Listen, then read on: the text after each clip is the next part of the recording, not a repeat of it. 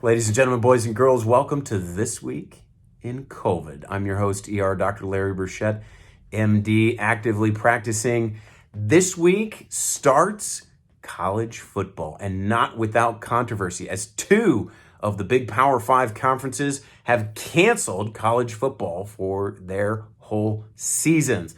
I'm talking about the Pac-12 teams like Stanford, UCLA, USC, and the Big Ten, Michigan, Penn State, Illinois, not playing for the whole season, while the SEC, the ACC, Big 12, and Notre Dame continue to move forward with modified schedules. I'm going to talk a little bit about why, explain viral myocarditis, and see if there isn't a way forward from here. This is going to be a good one. But I'm going to start, in my old man days, reading you a statement from the Pac-12 about why they suspended their sports for this season. This is from their committee. We are concerned about health outcomes related to the virus. Among these, there is new and evolving information regarding potential serious cardiac side effects to elite athletes. We do not have enough information to understand the short and long-term outcomes regarding these health issues. So they basically said two things. With COVID, they're worried about heart stuff. That's viral myocarditis. I'm going to explain that to you. And really the second thing they said was, we don't have enough information. There is too much unknown with this new virus. We don't want to put our athletes at risk this season because we don't know if they're going to be okay at the end of this or not. Seems reasonable, right? What do we need? We need the truth. How much COVID, when people get COVID, how often do they get myocarditis? Does it just go away? How severe is it? At 6 or 12 months, are they back to normal? We don't have that information. I'm going to review with you the information that we do have. Right now, all we really have is cases. Let me give you some examples of the cases we've got right now.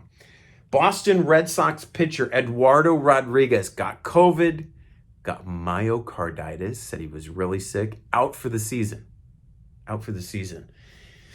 Georgia State quarterback Michele Colasurdo got COVID, got myocarditis, also out for the season. Indiana offensive lineman freshman Brady Feeney, his mom went to Facebook worried her son got COVID and he has heart issues. Again, likely viral myocarditis. We'll talk a little bit more about him later. I think his mom's viral post influenced the Big Ten and was another reason why they decided to sit out this season.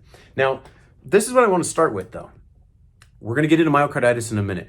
But what number of college athletes dies now to begin with? One, and how many? And how many per year? There's approximately 460,000 NCAA athletes. And we lose maybe 50 of them a year. 1 in 8,000. This is a great study. I love this study. I might do a whole segment just on this study.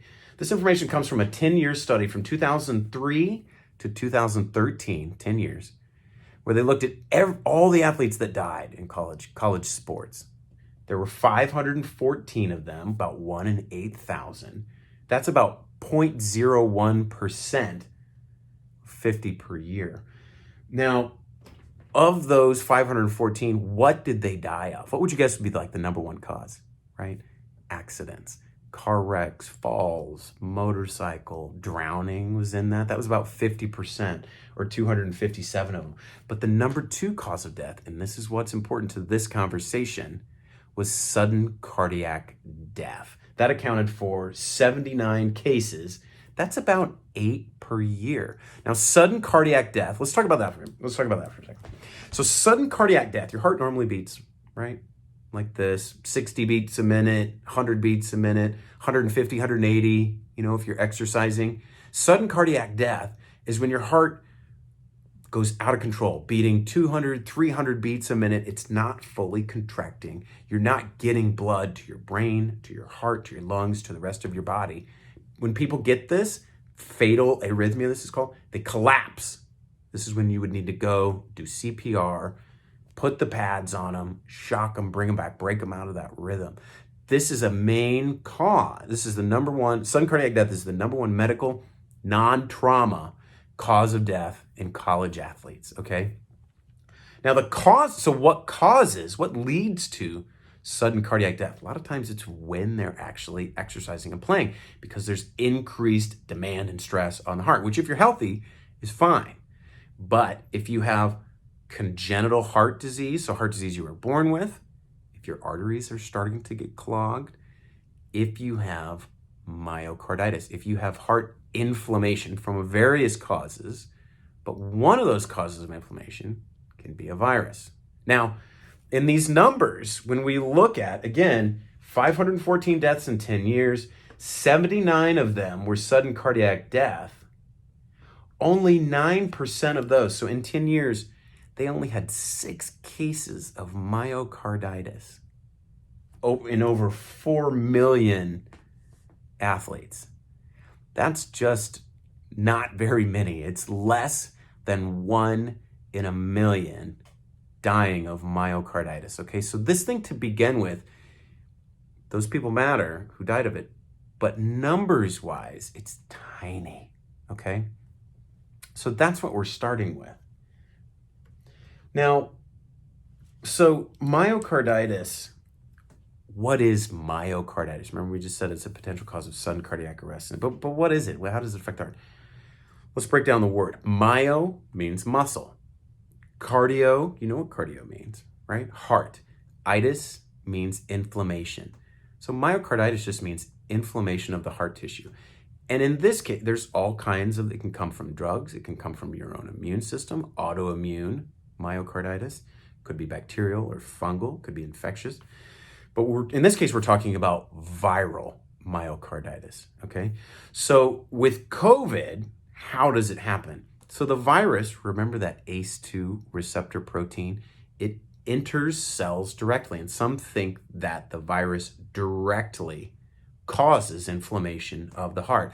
The other idea is that your immune system, the cytokine storm, overreacts, and it's our own immune response that leads to inflammation in the heart, okay? Either way, regardless of what the exact mechanism is, it results in 2 things I want you to know about. Number 1 is the heart can beat irregularly, so it affects the electrical circuits of the heart, where if you had that, so your heart could beat irregular, it could go too fast, that could be a predisposition for sudden cardiac arrest. Remember when we said the heart was beating out of control and too fast? Those symptoms would be, some people kind of complain of palpitations, shortness of breath, a skipped beat, something like that. Severe stuff, you get lightheaded and pass out, collapse being the most severe. So that's how viral myocarditis can kind of cause irregular heartbeats. The other thing that it can cause is heart failure. Remember, the heart's a pump. Doesn't make that sound, but it's a pump. And if it's inflamed, like from a virus, sometimes it doesn't, instead of pumping like this, it pumps like this. That's heart failure. So you go out to walk and you jog or you run, your heart pumps faster, but with heart failure, it can't pump enough blood to bring enough oxygen to your muscles. And so people feel fatigued. They feel short of breath. They can't exert like they used to. And then sometimes there's swelling in their legs. These are symptoms of heart failure. Now, again, imagine the people we're talking about are student athletes. So if they're exerting themselves, putting more stress on their heart, and they have inflammation in the heart, that can cause arrhythmias, irregular heartbeats, and can cause heart failure, it's kind of a bad setup because it increases the risk if they've got this inflammation that bad things can happen, okay? I want you to kind of see how those 2 things, those mechanisms of myocarditis, this is cause for, especially for concern in people who are using their heart, to its maximum. Now, so you can see the path we're going down. I keep looking at my notes. I've got good stuff for you. This next study is great. You can see how we're going down this path, and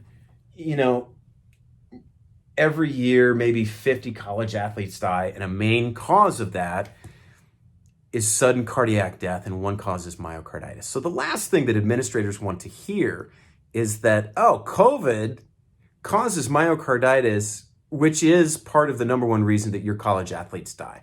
So they hear that and they go, whoa, we want to do everything we can to prevent this. And they know kids are still, you can see college campuses, COVID is going around. There have been case reports. Plenty of athletes during practice have gotten this. You're not going to be able to prevent COVID from spreading during this season. So they're going to get it. And so the administrators are saying, well, we're not able to effectively prevent it. We got to cancel the whole season because we're just worried. What if these kids get myocarditis? They're playing and they drop dead. We don't have any cases of that yet, but that's going to be absolutely for the teams that are playing what there will be so much scrutiny on is, does anybody have a fatal complication, COVID-related fatal complication? If that happens, they're going to shut it all down. That's my prediction. Now, the following study is what freaked people out and really is a big player in this, in where we're at right now with this. There was a July 27, 2020, this MRI study that was published in JAMA out of Germany. I want to explain it to you. They took 100 patients who were hospitalized with COVID and recovered. Okay, these guys got better. And 2 months after their recovery, average of 70 days, they did an MRI. You know an MRI, the big long tube. A lot of times we do it for knees to like look at an ACL. We do it for brains to look at stroke, all kinds of things. They looked at an MRI. It's a very, very detailed test of the heart. And they were looking for inflammation. Well, maybe 10% of them still have some inflammation a couple months later. What they found was really alarming, which was 78% of these guys, again, they were hospitalized before, but 2 months later still had cardiac problems and involvement of COVID. Now, what percent actually had inflammation in the muscle, that myocarditis? 60%, over half. That was 2 months later. And it didn't seem to correlate with, this isn't just heart patients. It was everybody that was hospitalized for this. Didn't seem to be worse if they had high blood pressure, diabetes, whatever. It seemed to be all of them. And so you can imagine hearing this, oh my gosh, 60%. And again, that was in hospitalized patients. That wasn't in everybody. So one potential kind of argument against this study is, well, those were the sick people. This isn't the asymptomatic people. This isn't the young, healthy college athletes. But if 60% of them got it and still had it 2 months later, what about the rest of us? What about these college athletes? And the answer is we don't know. We don't have that information. But you can see how this thing freaks out the person making the decision. Now, there's another piece of information I want you to have. Dr. Kurt Daniels, you may have seen this in the news, director of sports cardiology at Ohio State. He's been pooling his data. Now, he hasn't released it or published it officially, but he kind of leaked to the media that he's noticed of the athletes that have gotten COVID, 15% of them have myocarditis. So it's not the 60% of this JAMA one, and it's hard to know exactly what that means. Does that mean 15% for everybody, just his population? You need more details about all of that, but that's still alarmingly high if we're talking about 460 student athletes for whom the number one non-traumatic cause of death is sudden cardiac arrest. 15% have myocarditis. Some of them would die from this because of COVID. And the question is, how many? And we don't know. We don't know. That is unknown. Now, let me get the other side, because a lot of doctors have publicly criticized both this JAMA MRI study and said, look, this is terrible data. We don't do MRIs to diagnose myocarditis. You don't know if those patients were fine and their hearts were working fine. We really don't have good data right now about myocarditis and COVID. You guys are overreacting. We don't have anything real substantial to shut the season down with. Further, most people that get myocarditis recover 100% and are fine. You're overreacting. And there's been a fair number of physicians that have had this, that have had that reaction as well.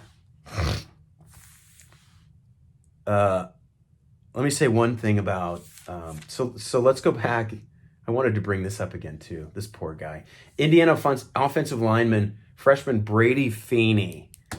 Just to go back and forth, right? So you got doctors saying, wow, we don't know, this could be really bad. It could affect a lot of these athletes could affect their heart, lead to some of them dying. And you got the other side saying, we don't have good evidence for that.